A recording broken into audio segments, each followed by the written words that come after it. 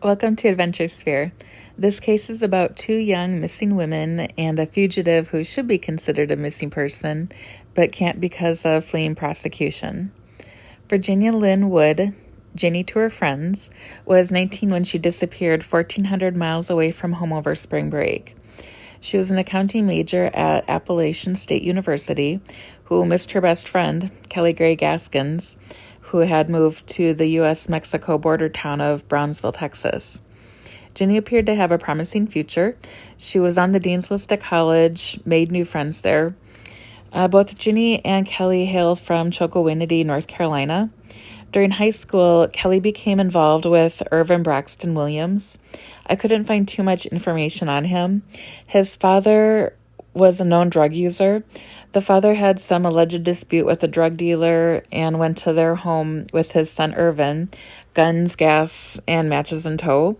The encounter wasn't to Irvin's father's satisfaction, so the dad allegedly set the dealer's home ablaze.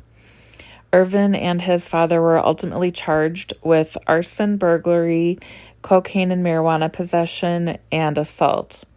3 days before the trial was to start, Irvin's father took his own life. Irvin's mother was allegedly physically abusive. With his girlfriend Kelly and his siblings as his support system, he asked them to pack up for a trip to Florida. Halfway there, Irvin announced that Mexico was the ultimate destination. His siblings wanted no part, and they took a bus back to North Carolina. Irvin then headed to Texas with his girlfriend Kelly, where they worked at the Fontana Hotel in Matamoros. Kelly last spoke with her mom in January 2007. I want to say it was January 15th. It appears that Kelly kept in better contact with her best friend, Jenny. Jenny told her mom she was going to go to see Kelly in Texas over spring break. Welcome to AdventureSphere. This channel is dedicated to missing people who are missing with a vehicle. In the process of creating this database, we are creating a volunteer sonar search and recovery dive team. Our services are free of charge. We ask you to consider subscribing, watch our content, and help spread awareness of our endeavor. The places I'll mention here in a few minutes are shared with my blessing, so the trio can be reunited with their families, regardless who higher powers work through. The description box has our email address if you'd like to share insight on any cold case, know someone missing with a vehicle and would like them featured on our channel and searched for, or to donate equipment. The video of Google Earth has a measurement from a starting point location and goes out to possible search areas. We focus on bodies of water within 5 miles of their last known location and within 5 miles of their destination. Sentimental sites can also be sonared. If an area has been heavily searched, we may expand the search area, but please keep in mind that accidents tend to happen closer to home. So Jenny was going to go see Kelly in Texas for spring break. Jenny's mom Tammy felt Jenny had a good head on her shoulders and gave Jenny a credit card to use during the trip.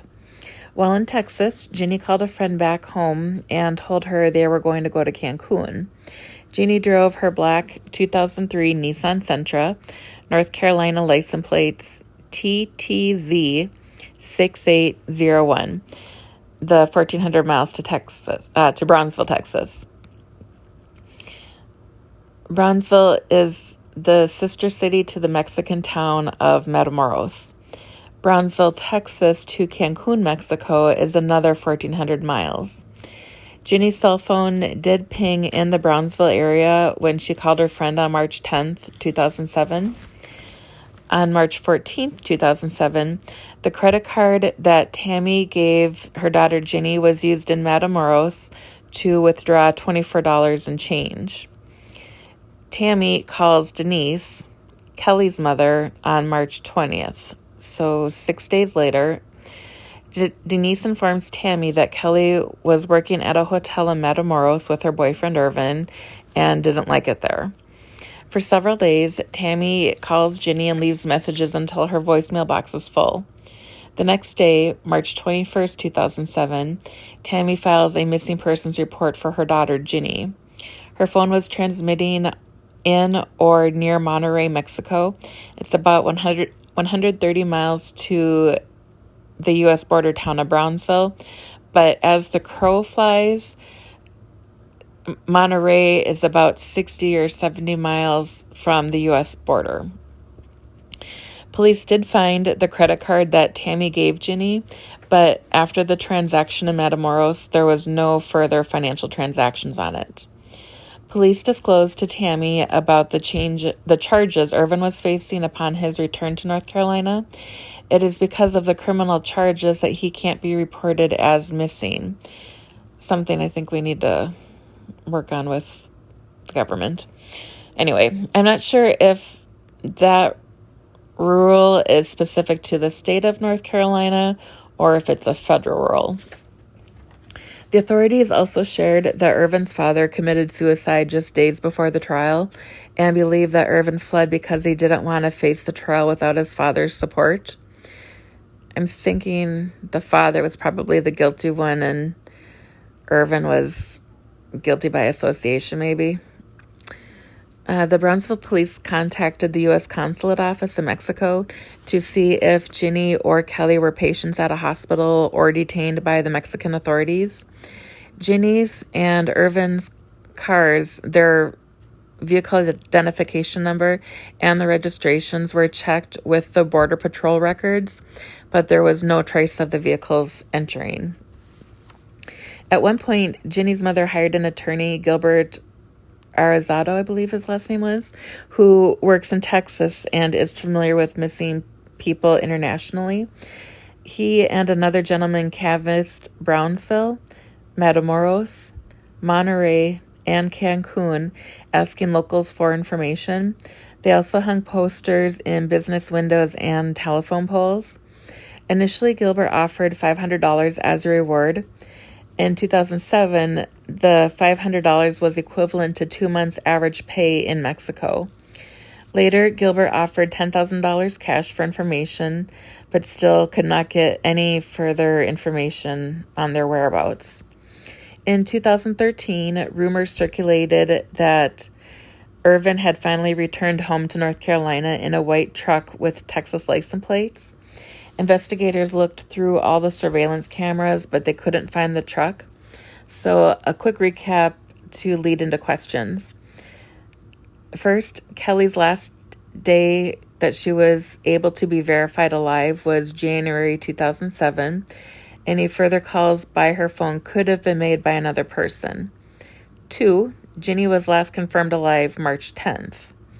3, Ginny and Irvin's vehicles never crossed into Mexico, and they've never been recovered. 4, Ginny's last cell phone ping was in or near Monterrey, Mexico. My questions. How long was Ginny planning to stay with Kelly? When did Ginny's classes at Appalachian State University resume? Was Ginny an early bird or a night owl? Did Ginny give any possessions away? I want to make a note that Ginny was known to give her laptop to a friend as security for borrowing her friend's camera while on vacation. So anything beyond the computer, did she give anything away before she left? Did Ginny prefer to drive on main roads or back roads? Was Ginny comfortable driving in the dark? Has the water around Brownsville been sonared? There is also a gentleman who is from Florida who went to Brownsville. So we can potentially look for all 4 of these people while we're in Brownsville. This other fellow from Florida, his destination was to a bigger town of Texas. I just can't remember where right now. Anyway, so did Nissan Sentra hold any significant emotional ties to her?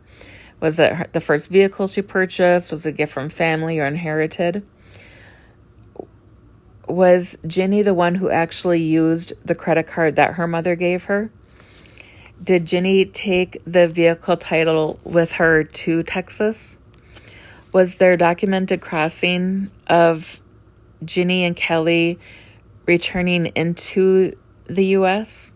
What date was the most recent date for reentry into the United States? You don't need a passport or identification to go into Mexico in 2007, but you did need identification upon entering the United States. So would Ginny have taken her driver's license, passport along with the title, or was it just her driver's license and passport? Let's see here. Were there any places Ginny wanted to see in the American Southwest? Did Ginny ever report her cell phone, vehicle, or credit card as stolen? Did Ginny ever call AAA or her insurance carrier while she was in Brownsville, or perhaps en route to Brownsville, or just before spring break? What did Ginny want to do in Cancun? And then where did Ginny want to work with an accounting degree? It might shed light. I don't know if it's too soon to figure out if it's her freshman year there, I believe. She might not have known what she wanted to do with the accounting classes. Anyway, I'd like to look at this case as Ginny's credit card and phone were stolen and they were taken into Mexico, that Ginny knew then of the struggles Mexico faced with its population. The cartel drug wars were starting up then. And then that at best, if she did cross into Mexico, that she only went to Matamoros for the day or an afternoon or something. If she did sell her Sentra there, then I could see possibly the trio heading further into Mexico, but I really think they're on the U.S. side. So initially, to look for Ginny and Kelly, I'd like to look at the water at the Fort Brown Resaca. The Rio Grande is probably pretty shallow in this section of town. So if we're going to look at it, I'd like to go closer to the ocean and then closer inland, or further inland, I should say. There's the Brownsville Ship Harbor. The Rio del Sol boat ramp. I need to look and see if there's other boat ramps in the area to also look at. The Resaca de la Palma. The Resaca de la Palma Reservoir. The Resaca del Rancho Viejo. The Loma Alta Lake. The Bahia Grande. Laguna Larga, and the Varia Ancha. If you'd like to help their families find them, please subscribe, give the video a thumbs up, and ring the notification bell to receive progress report. I'll let the video play out here for just another minute, maybe even, so you can see the entire search area. If I missed something, please let me know in the comment section below. Thanks for watching. Stay safe. Happy New Year, and remember that we love you.